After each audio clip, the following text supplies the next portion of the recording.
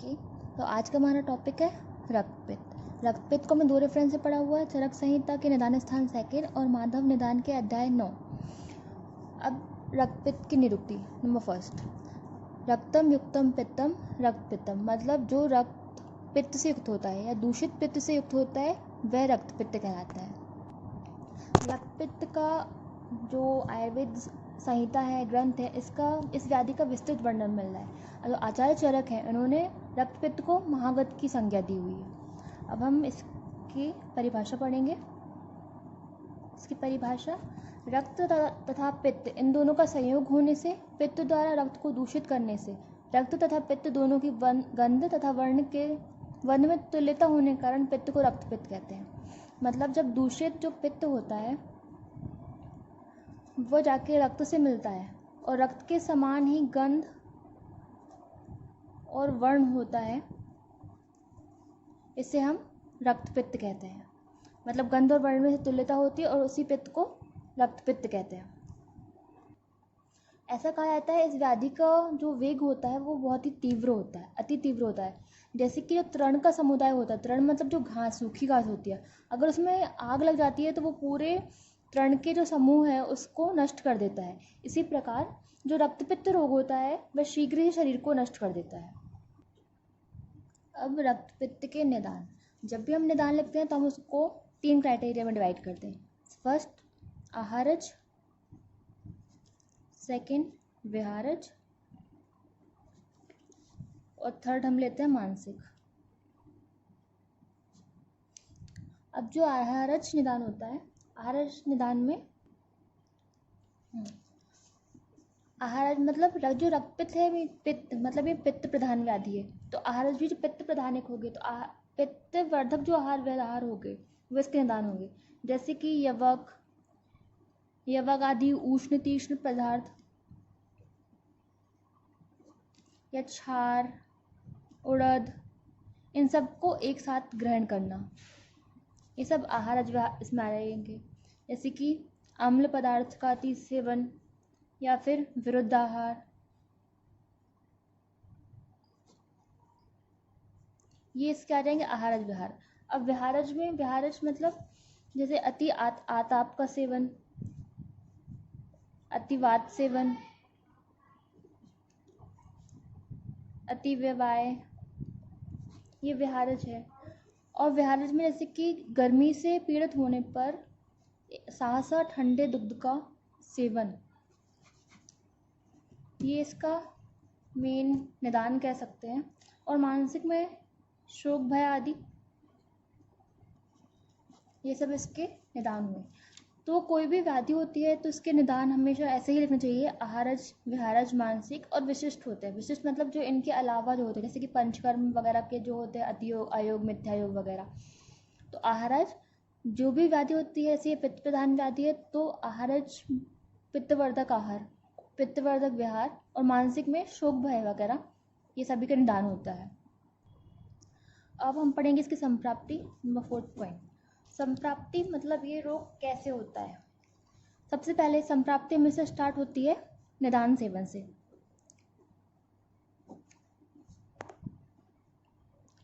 सबसे पहले निदान सेवन हुआ, फिर निदान सेवन के बाद पित्त, निदान सेवन मतलब जो हमने निदानों का सेवन किया था जिससे पित्त का प्रकोप हुआ था, पित्त का प्रकोप, पित्तवर्धक निदान, तो फिर इससे क्या होता है, पित्त का प्रकोप होता है और पित्त का प्रकोपित जो पित्त होता है वह रक्त की दुष्टि करता है। प्रकोपित पित्त द्वारा रक्त की दुष्टि, फिर इससे क्या होगा, दुष्टि होगी, पित्त और रक्त का संयोग होगा। फिर इससे क्या होगा, जो धातुएं होगी वो पित्त की ऊष्मा से, मतलब जो पित्त का तेज होगा उससे धातुएं पिघलकर द्रव धातु हो जाएगी, मतलब वो पिघल जाएंगी, धातु द्रवित हो जाएंगी। क्यों, पित्त की ऊष्मा से। अब धातु द्रवित होके क्या होगा, जो रक्तवाहिनियाँ होंगी, मतलब जो धमनी वगैरह होंगी, उसमें जो रक्त धातु होगी उसमें रक्त की वृद्धि हो जाएगी, रक्तवाहिनियों में रक्त वृद्धि।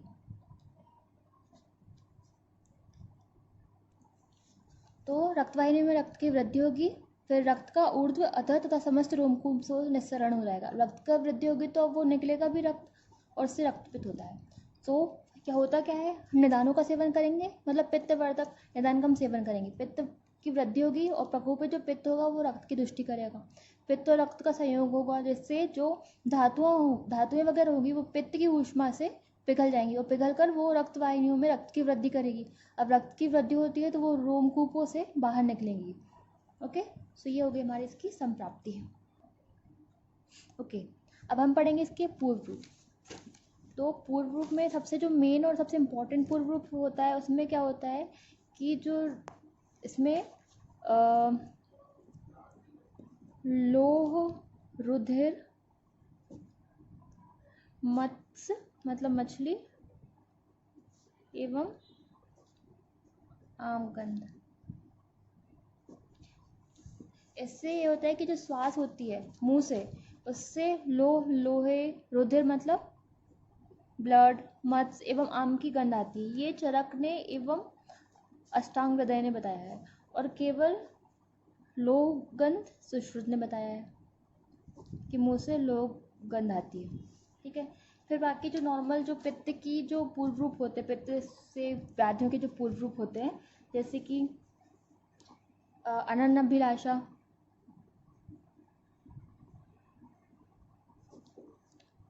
विदाह, अम्लोदगार, स्वरभेद मीन्स हॉर्सनेस ऑफ वॉइस मतलब भारीपन, मतलब जो आवाज़ में जो भारीपन आता है वो स्वप्न। और जो क्योंकि ये पित्त की व्याधि है, पित्त का पूर्व रूप में जैसे कि जो स्वप्न होते हैं, स्वप्न में बाबा रक्त या तो फिर प्रकाश आदि वाली जो चीज़ें देखना, ये जो शरीर का वर्ण है वो पीला पड़ जाता है। शरीर, मल मतलब मल मूत्र, नख आदि का वर्ण पीला होना, ये पूर्व रूप रहते हैं। मतलब कोई भी पित्त वाली व्याधि में ये हमेशा मिलेंगी, तो आप इसको बिना सोचे बिना याद रखे भी ये लिख सकते हैं। ऐसे बहुत से पूर्व रूप होते हैं, सबने अलग अलग लिखे हैं, जैसे कि कंठ से धूम निकलना नहीं मतलब निकलने की अनुभूति होना, कंठ से धूप निकलने की अनुभूति होना। ओके, बस इतने। और आप अपने चरक में और देख सकते हो, इसमें और भी लिखे हुए हैं, बट ये जो मेन रहते हैं, जो मोस्टली एग्जाम में अगर हम लिखते तो हमें मार्क्स मिल जाते हैं पूरे। ओके, ऐसे रक्तपित्त का एक ऐतिहासिक कारण भी बताया है, जैसे कि जब दक्ष प्रजापति के यज्ञ के विध्वंस के समय जो भगवान शिव थे, उनकी क्रोधाग्नि की ज्वाला थी, वो चारों ओर व्याप्त हुई थी, और जिनका शरीर जो था, मतलब जो ज्वर तो पहले हो चुका था, ज्वर से जिनका शरीर संताप से पहले ही संतप्त था, और जो उसका तेज न सहन कर सके, जिसके परिणाम स्वरूप उन्हें ज्वर के साथ रक्तपित्त भी हुआ था। तो ये ज्वर का ऐतिहासिक कारण माना जाता है। ठीक है, अब जो रक्तपित्त होता है, हम रक्तपित्त के भेद बताएंगे। दो चीज़ों के आधार पर इसके भेद किए हैं। एक तो किया है दोषानुसार, और एक किया है रक्तस्राव के मार्ग के अनुसार। रक्तस्राव मार्ग, ये ठीक है। तो दोषानुसार तो वही वात, पित्त, कफ, द्विंदज और सन्निपातज। द्विंदज मतलब ये वात पित्त, पित्त कफ और वात कफ, वात पित्त, पित्त कफ और वात कफ, ये हो गया दोषानुसार भेद। और रक्तस्राव मतलब रक्त कहाँ कहाँ से निकलता है। पहला तो हो गया जो ऊपर से निकलेगा, ऊर्ध्वग। सेकेंड जो अधोग नीचे से निकलेगा, और थर्ड होगा उभयग रक्तपित्त। अब जो ऊर्ध्वग रक्तपित्त होता है, ये कफ अनुबंधी होता है मोस्टली। ओके, ये अधो वाला वात होता है, वात अनुबंधी, और ये होता है वात और कफ अनुबंधी। अब ये भेद हुए दोषानुसार और रक्तस्राव के मार्ग के अनुसार। वैसे चरक ने रक्तस्राव के जो मार्ग है वो सिर्फ दो माने हैं, ऊर्ध्वक और अधोग। और जो उभयक मार्ग इसको वाग्भट जी ने माना हुआ है।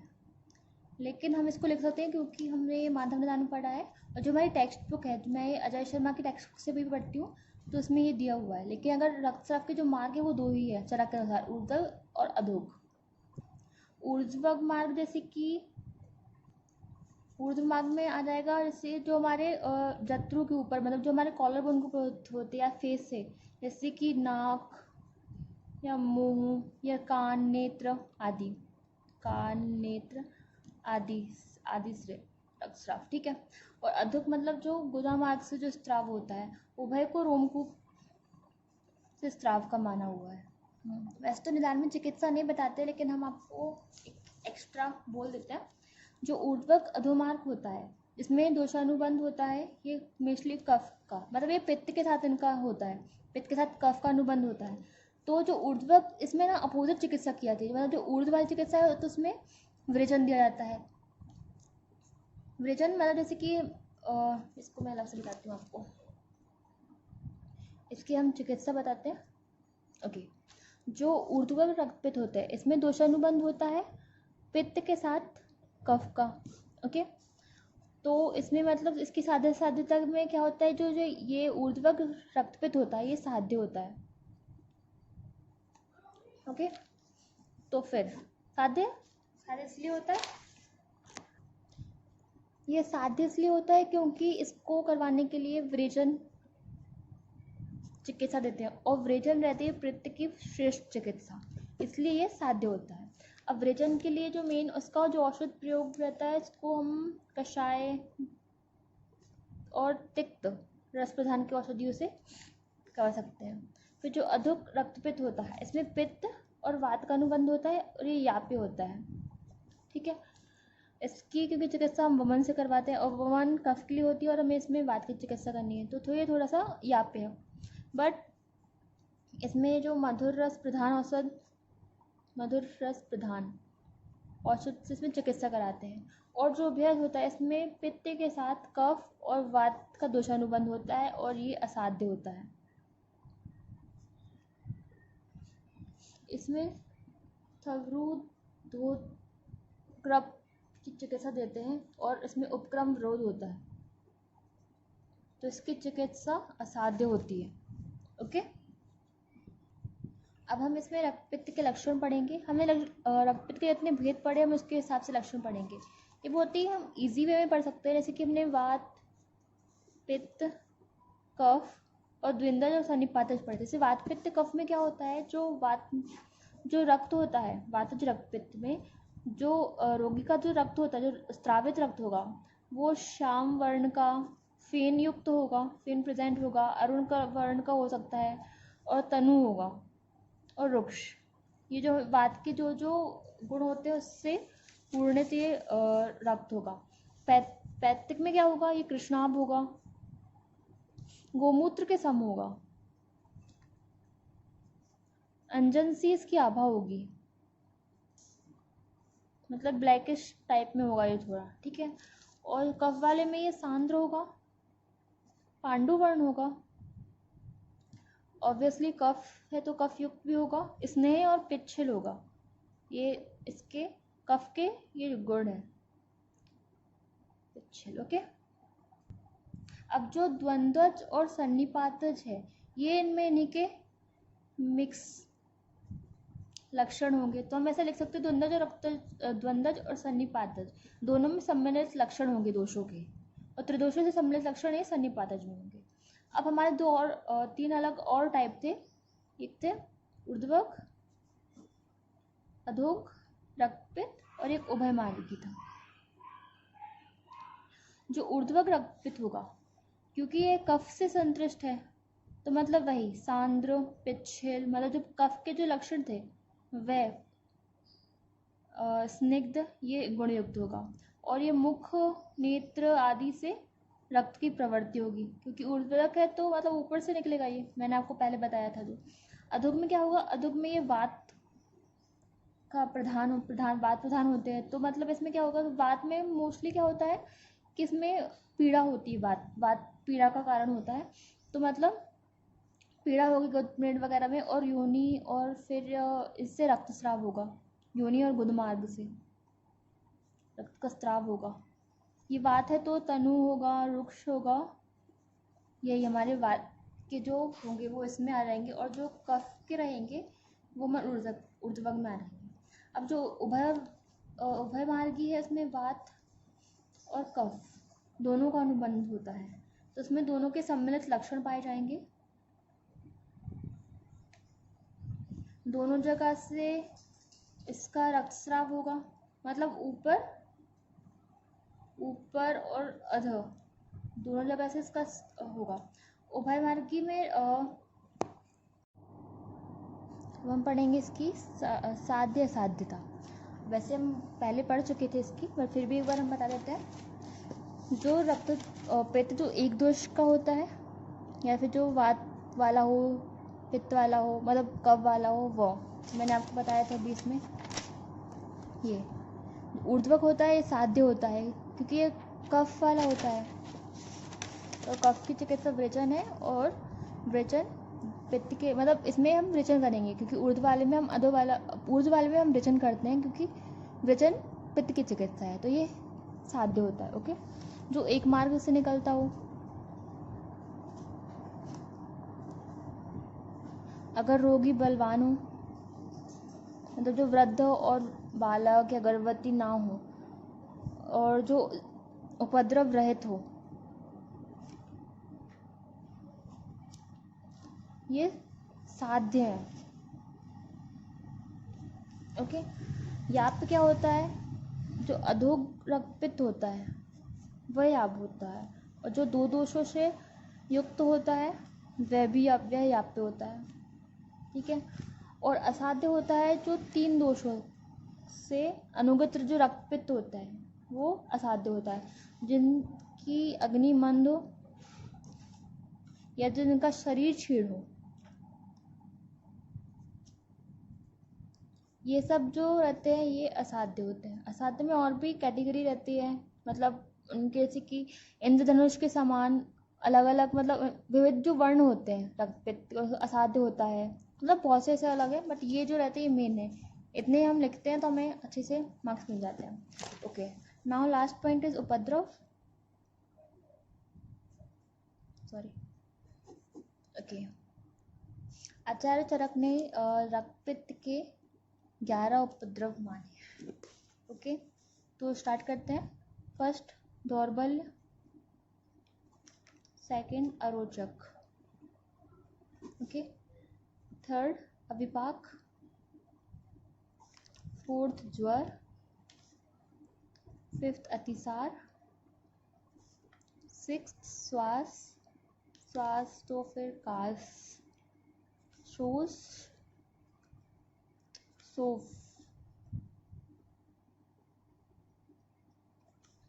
फिर 10th है पांडुरोग, 11th है स्वर भेद। ओके, ये ध्यान रखिए कि जो रक्तपित्त के उपद्रव है इसमें कामला, अर्श ये नहीं आते हैं, नेवर, क्योंकि मोस्टली हम रक्तपित्त के बाद कामला ही पढ़ते हैं, लेकिन वो उसका उपद्रव नहीं माना जाता है। बहुत से लोग इसमें कंफ्यूज होते हैं, तो कामला और ऐसे उपद्रव नहीं है। उपद्रव है ये 11, नंबर याद रखिए। दौर्बल, अरोचक, अविपाक, ज्वर, अतिसार, श्वास, कास, शोष, शोक, पांडुरोग और स्वर भेद, ये हो गए हमारे उपद्रव। एंड उपद्रव के साथ हमारा चैप्टर कंप्लीट होता है। ओके, सो एक इम्पॉर्टेंट बात है कि अगर आप लोग एग्ज़ाम देने वाले हैं तो जब भी हम रोगान पढ़ते हैं तो बहुत सी डिसीज़ेस होती है उसमें, बहुत ही सारी इसमें सिलेबस में डिसीज़ बताई है अलग अलग स्रोतों के हिसाब से। तो अगर आप जब भी पढ़ने बैठे, एग्ज़ाम के लिए बता रही हूँ, तो सबसे पहले 8 महागणों को अच्छे से पढ़ लीजिए, क्योंकि ये चरक में भी है, चरक में भी आते हैं, और इनमें से एक ना एक बहुत अच्छे से आएगा ही एग्ज़ाम में। तो हमेशा आप महागणों से ही पढ़ना स्टार्ट कीजिए। Okay, thank you.